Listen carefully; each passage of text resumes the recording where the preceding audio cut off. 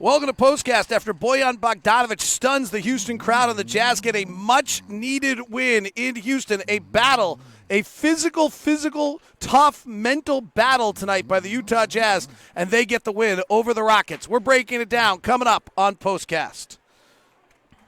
Postcast is brought to you by the store at 6200 South and 20th East, also located at the Gateway. I think you should get a mudslide cookie to celebrate today. And the Jazz win it. Bojan Bogdanovic quiets the Houston crowd with a stunning three, fading away at the top. Not even fading away, just avoiding great defense, putting it in. The Jazz fought all night. A lot of resiliency. The Jazz win their 11th game this year, in which they trailed at the half, which is one of three teams in the league that's done that many times. This was a much-needed, fabulous win. Well played. You know what? There's been a tough stretch. Let me start there while we can get into the final play. We can get into the different elements. We can get into how great Jordan Clarkson was. Mike Conley was fabulous. I mean, really a big one. But this team, this team was not in a great place. How badly needed was this? This is huge, especially and being on the road. I mean, something like this at home, you think, okay, you should have a little advantage anyway, but being on the road like this and staying in the basketball game, and I think you and I made reference to this, the Rockets just wasn't putting the Jazz away. I mean, they were up, down, Big T back there. How about that, Big T? Oh, my goodness. Goodness. Yeah, oh, my goodness. I would have loved to have heard your call on that. Well, that is a nice compliment. Yeah. I would like to hear my call, too, because at this moment I'm having a slight panic attack about whether it was any good or not. If you'd really like to know what goes through a play-by-play announcer's mind, is at this moment I'm hoping the call was up to the shot, and I do not know yet. They didn't put us away, and they left the Jazz, and it had a lot to do with the Jazz defense, the way they were defending the Rockets. And what this boiled down to, David, was the guard play of the Rockets and the guard play of the Jazz, and that's, for the most part, that's where everything came from. Clarkson comes off the bench and he plays well, and then Covington had a pretty good run there. But for the most part, it was the guards. So, I mean, this was just a battle, and the Jazz trailed most of the night. The Jazz took the lead, 12-11, went to break. First time out of the night. The Rockets then came back, took the lead. Jazz trailed the rest of the way until they finally took the lead in the fourth quarter. What did you see out of just texture, out of just a little bit of fight out of this group to be able to stay? Because the theme we talked about throughout the broadcast, having watched them play the Lakers, is how exhausting the Rockets are to play in this new style. It is, and because everything just looks so easy for them, especially with the energy level of Westbrook. But I thought who matched the energy of Westbrook, and especially in that third quarter, was Clarkson. And he gave the Jazz a chance to win. He came up the bench. I think we had 29 minutes he played, and ended up with 30 points. 12 for 19, was 3 for 7 there from the field. So that energy level of Westbrook was matched there by Clarkson, and gave the Jazz a chance to finish this basketball game off. It was just a total effort that Quinn just couldn't run from. He let him run. He kept him out there on the floor, and he ended up playing almost 30 minutes tonight. The Jazz decide to have Rudy Gobert guard Russell Westbrook tonight and drop Rudy in the paint. They went with the base of the defense they used against Giannis. What was your thoughts on how that worked out? Well, I thought it worked out well because it kept the basketball, for the most part, out of Harden's hands, and then it made Westbrook challenge you. And you know what he's like when he wants to challenge you. He ended up taking 33 shots, great percentage of shot because he made 18 of them. But then you look at the players that he hurts when he has to play like that.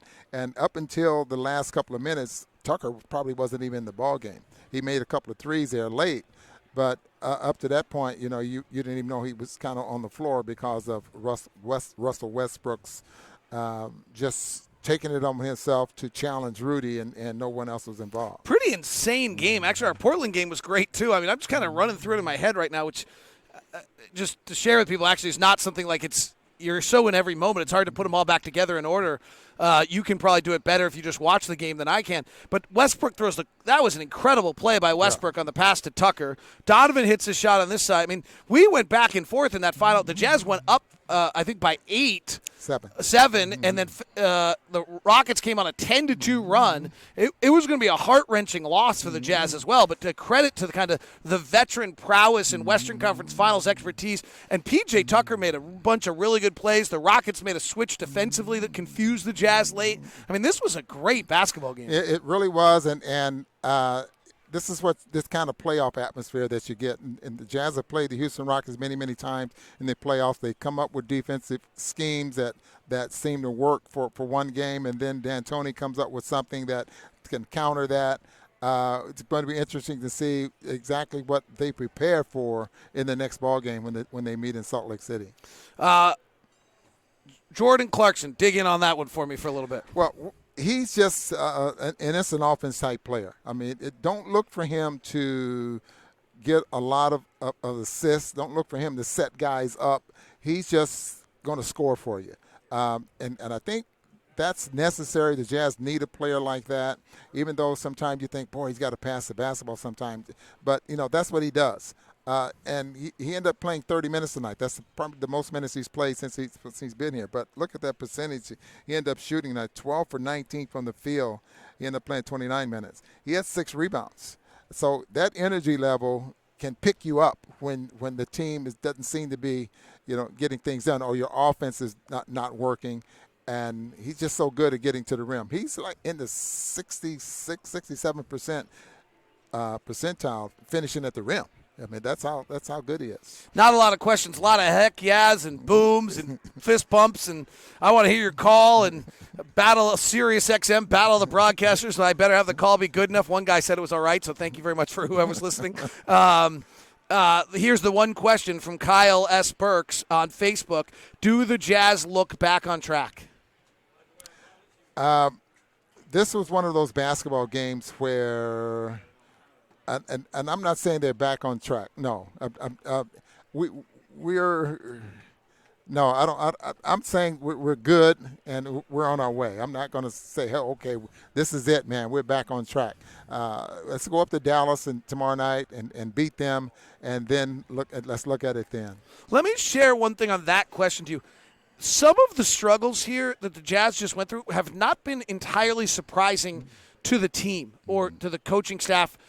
I don't think they expected to go lose 5 in a row. Right. But reintegrating Mike Conley in their minds is a rebuild. Like, there's a whole new process of everyone getting comfortable in their new things, and we're really trying to play 3-point guards and do all of that kind of thing, those kind of things, that this was not entirely surprising to them that there was going to be a few bumps in the road. Then you get some unique experiences where DeMar DeRozan has a heck of a game and Dame Lillard, and kind of you think about all the guys who had great games, they were all players who impacted us in a weird way that Gobert couldn't impact them. As strange as this is, like having Russell Westbrook on the floor tonight allows Rudy to stay near the basket. Russell Westbrook not on the floor last time we play the Rockets means Eric Gordon's driving to the basket all night. So there have been a bunch of nothing that, like, they lost those games. They weren't playing well. They earned those losses. But it wasn't stunning to this staff. It's going to be a build-up to get back to where they need to be. Yeah, you can see that, and I don't think Quinn was panicking. You can see in practice how he's still working on the same things that make this team good. I mean, put a few wrinkles every now and then in something like this, but for the most part, he's working just stay the course. We'll get better, and the Jazz offense have always been good. It's just certain things that they were trying to encounter defensively. By the way, Joe Ingles only took 2 shots tonight. That's fine. He guarded James Harden most of the night. Yeah. So there are certain nights where you can do it, and Jordan Clarkson took the load with 30. 24 Mike Conley, 24 for Donovan Mitchell, and 2 field goals tonight for Bojan Bogdanovic, one of which we'll remember for a long time. Jazz win it in Houston tonight, 114-113. We'll see you in Dallas tomorrow. This has been Postcast.